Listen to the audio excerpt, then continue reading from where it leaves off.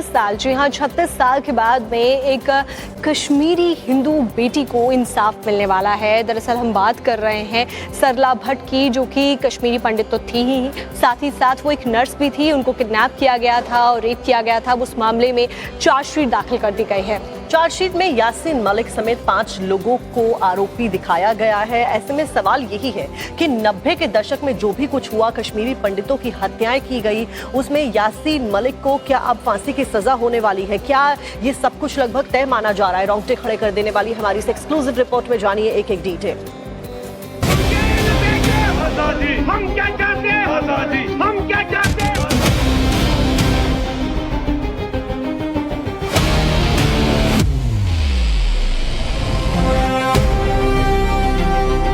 एक सबसे बड़ा गुनहगार, एक जुल्म ज्यादती की शिकार, 2 किरदार और इंसाफ के लिए 36 साल लंबा इंतजार। वो कत्ल जिसने देश को हिला दिया था, वो हत्या जिससे हड़कंप मच गया था,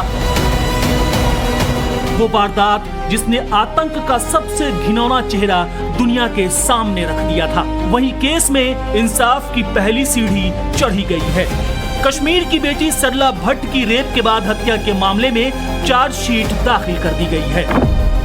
जम्मू कश्मीर की स्टेट इन्वेस्टिगेशन एजेंसी ने चार्जशीट कोर्ट में पेश की है। 737 पन्नों की चार्जशीट में जम्मू कश्मीर लिबरेशन फ्रंट के तत्कालीन चीफ कमांडर यासीन मलिक समेत 5 लोगों को आरोपी बनाया गया है। चार्जशीट के मुताबिक यासीन मलिक और उसके साथियों ने सरला भट्ट की किडनैपिंग और हत्या की साजिश रची थी।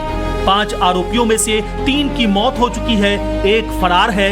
यासीन मलिक फिलहाल आतंकी फंडिंग के मामले में तिहाड़ जेल में उम्र कैद की सजा काट रहा है। बिखरे बाल, बढ़ी हुई दाढ़ी, चेहरे पर मुर्दनी, ज़हन में नफरत, जुबान पर जहर। इस शख्स को जानते होंगे आप, यही यासीन मलिक है। एक दौर में यही आतंकी हिंदुस्तान के मस्तक कश्मीर में आतंक की फसल बोने में से एक था। इसकी जुबान जब भी खुली, हिंदुस्तान के खिलाफ नफरत का जहर ही उगला। कश्मीर घाटी को अनगिनत जख्म देने वाला यासीन मलिक पिछले करीब 8 साल से जेल की सलाखों के पीछे उम्र कैद की सजा काट रहा है। लेकिन सवाल बाकी है, 15 अप्रैल 1990 को श्रीनगर में क्या हुआ था? सरला भट्ट कौन थी और हत्या क्यों की गई थी? चार्जशीट दाखिल होने में 36 साल का वक्त क्यों लग गया? इन सवालों का जवाब जानना चाहते हैं तो कश्मीर घाटी के इतिहास के उस दौर में चलना होगा जब चिनार के दरख्तों के साए में बेगुनाह कश्मीरी पंडितों के नरसंहार का किस्सा शुरू हुआ था। 90 के दशक के दौर की शुरुआत हो चुकी थी। कश्मीर सुलग रहा था। पाकिस्तान के पाले पोसे सपोले देश के मुकुट कश्मीर घाटी को बेगुनाहों के कत्ल से लाल कर रहे थे। 19 जनवरी 1990 की रात कश्मीर में आतंक की सबसे खौफनाक और काले दौर की शुरुआत हुई, जब मस्जिदों के लाउड स्पीकरों से रालीव गालिब या चालीव यानी धर्म बदलो या भाग जाओ या मरो के नारे लगाए गए। ऐलान के बाद पूरी घाटी में कश्मीरी पंडितों को चुन चुनकर मारने का खौफनाक सिलसिला शुरू हो गया, जिसका मकसद कश्मीरी पंडितों में इस कदर खौफ पैदा करना था कि वो अपना सब कुछ छोड़कर चले जाएं। और ऐसा ही हुआ। हजारों कश्मीरी पंडित अपना घर बार, खेत खलियान, जमीन जायदाद छोड़कर पलायन करने पर मजबूर हो गए। यासीन मलिक के आतंकी गुर्गे सरेआम कश्मीर में पंडितों को गोलियों से भून रहे थे। घरों को आग लगाई जा रही थी। बावजूद इसके कश्मीरी पंडितों ने अपनी मातृभूमि छोड़ने से इनकार कर दिया था। इन्हीं में सरला भट्ट का परिवार भी शामिल था। सरला भट्ट अनंतनाग की रहने वाली एक कश्मीरी पंडित नर्स थी। श्रीनगर के Sher e Kashmir institute of medical sciences में स्टाफ नर्स थी। घाटी में बढ़ते आतंक और धमकियों के बावजूद सरला भट्ट अपनी ड्यूटी पर जाती रही और यासीन मलिक समेत तमाम आतंकी इसी बात से खार खाए हुए थे। 15 अप्रैल 1990 सरला भट्ट को अस्पताल से ही गन पॉइंट पर किडनैप कर लिया जाता है। जेकेएलएफ के खुखार आतंकी उसे उठा ले जाते हैं। पूरे 4 दिनों तक उस 27 साल की मासूम लड़की को एक काल कोठरी में बंद रखा गया। उसके साथ रेप हुआ, उसे यातनाएं दी गई, शरीर को दांतों से काटा गया, सिगरेट से उसका बदन जलाया गया और 19 अप्रैल को उसकी गोलियों से छलनी लाश को श्रीनगर लाल बाजार के पास लावारिस फेंक दिया गया।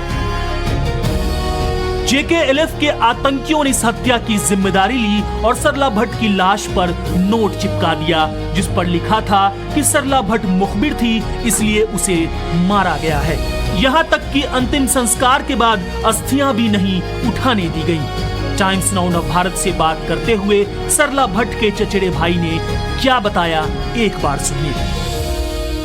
आप अस्थियां लेने भी गए थे कश्मीर? अस्थियां लेने गए थे हम, मैं और उस लड़की का फुफड़, 2 ही बंदे थे हम।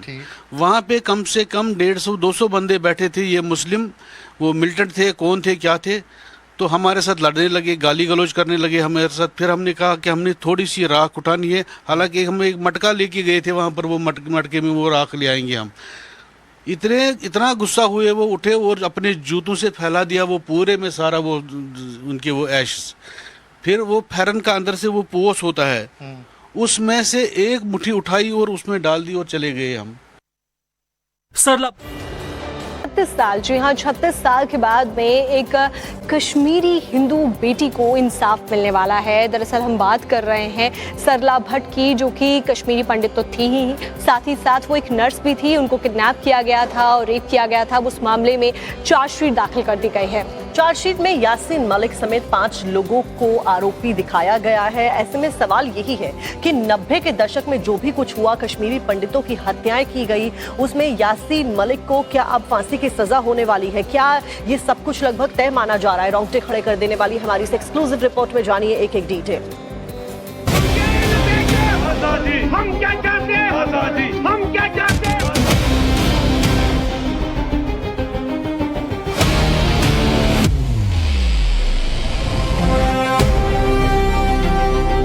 एक सबसे बड़ा गुनहगार, एक जुल्म ज्यादती की शिकार, 2 किरदार और इंसाफ के लिए 36 साल लंबा इंतजार। वो कत्ल जिसने देश को हिला दिया था, वो हत्या जिससे हड़कंप मच गया था,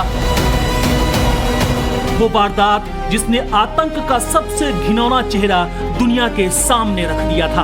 वहीं केस में इंसाफ की पहली सीढ़ी चढ़ी गई है। कश्मीर की बेटी सरला भट्ट की रेप के बाद हत्या के मामले में चार्जशीट दाखिल कर दी गई है।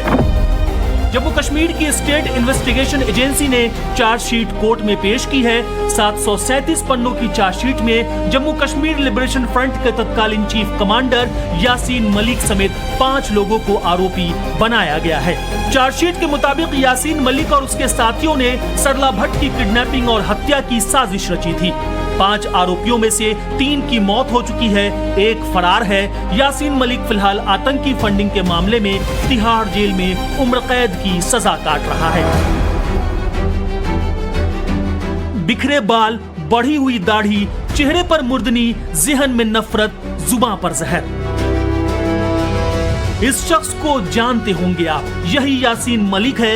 एक दौर में यही आतंकी हिंदुस्तान के मस्तक कश्मीर में आतंक की फसल बोने में से एक था। इसकी जुबान जब भी खुली, हिंदुस्तान के खिलाफ नफरत का जहर ही उगला। कश्मीर घाटी को अनगिनत जख्म देने वाला यासीन मलिक पिछले करीब 8 साल से जेल की सलाखों के पीछे उम्र कैद की सजा काट रहा है।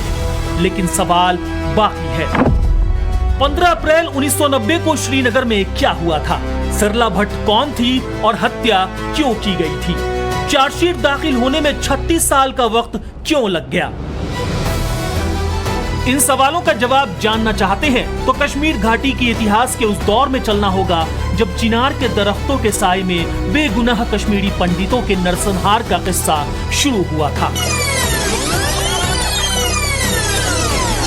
90 के दशक के दौर की शुरुआत हो चुकी थी। कश्मीर सुलग रहा था। पाकिस्तान के पाले पोसे सपोले देश के मुकुट कश्मीर घाटी को बेगुनाहों के कत्ल से लाल कर रहे थे।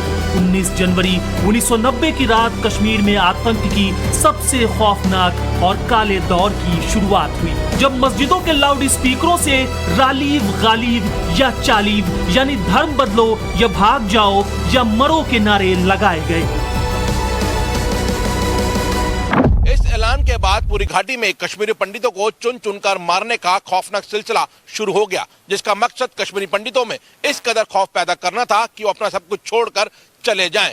और ऐसा ही हुआ। हजारों कश्मीरी पंडित अपना घर बार खेत खलियान जमीन जायदाद छोड़कर पलायन करने पर मजबूर हो गए।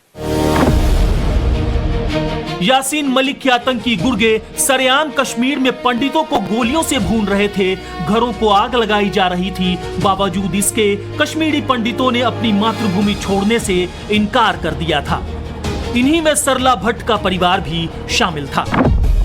सरला भट्ट अनंतनाग की रहने वाली एक कश्मीरी पंडित नर्स थी। श्रीनगर के Sher e Kashmir institute of medical sciences में स्टाफ नर्स थी। घाटी में बढ़ते आतंक और धमकियों के बावजूद सरला भट्ट अपनी ड्यूटी पर जाती रही और यासीन मलिक समेत तमाम आतंकी इसी बात से खार खाए हुए थे। 15 अप्रैल 1990 सरला भट्ट को अस्पताल से ही गन पॉइंट पर किडनैप कर लिया जाता है। जेकेएलएफ के खुखार आतंकी उसे उठा ले जाते हैं। पूरे 4 दिनों तक उस 27 साल की मासूम लड़की को एक काल कोठरी में बंद रखा गया। उसके साथ रेप हुआ, उसे यातनाएं दी गई, शरीर को दांतों से काटा गया, सिगरेट से उसका बदन जलाया गया और 19 अप्रैल को उसकी गोलियों से छलनी लाश को श्रीनगर लाल बाजार के पास लावारिस फेंक दिया गया। जेकेएलएफ के आतंकियों ने इस हत्या की जिम्मेदारी ली और सरला भट्ट की लाश पर नोट चिपका दिया, जिस पर लिखा था कि सरला भट्ट मुखबिर थी, इसलिए उसे मारा गया है। यहाँ तक कि अंतिम संस्कार के बाद अस्थियां भी नहीं उठाने दी गई। टाइम्स नाउ नव भारत से बात करते हुए सरला भट्ट के चचेरे भाई ने क्या बताया, एक बार सुनिए। आप अस्थियां लेने भी गए थे कश्मीर? अस्थियां लेने गए थे हम, मैं और उस लड़की का फुफड़ 2 ही बंदे थे हम। वहाँ पे कम से कम 150-200 बंदे बैठे थे। ये मुस्लिम, वो मिलिटेंट थे, कौन थे क्या थे, तो हमारे साथ लड़ने लगे, गाली गलौज करने लगे हमारे साथ। फिर हमने कहा कि हमने थोड़ी सी राख उठानी है, हालांकि हम एक मटका लेके गए थे वहाँ पर, वो मटके में वो राख ले आएंगे हम। इतना गुस्सा हुए, वो उठे और अपने जूतों से फैला दिया वो पूरे में सारा वो उनके वो ऐश। फिर वो फैरन का अंदर से वो पोस होता है, उसमें से एक मुट्ठी उठाई और उसमें डाल दी और चले गए हम। सरला